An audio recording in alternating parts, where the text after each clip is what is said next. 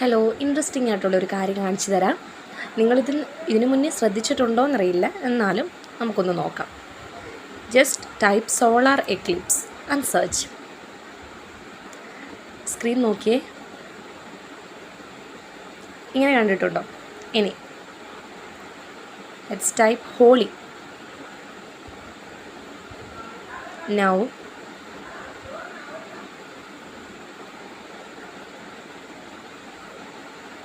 എങ്ങനെ വരുമെന്നൊന്ന് നോക്കിക്കോണേ. Oh oh wow. Then now Diwali.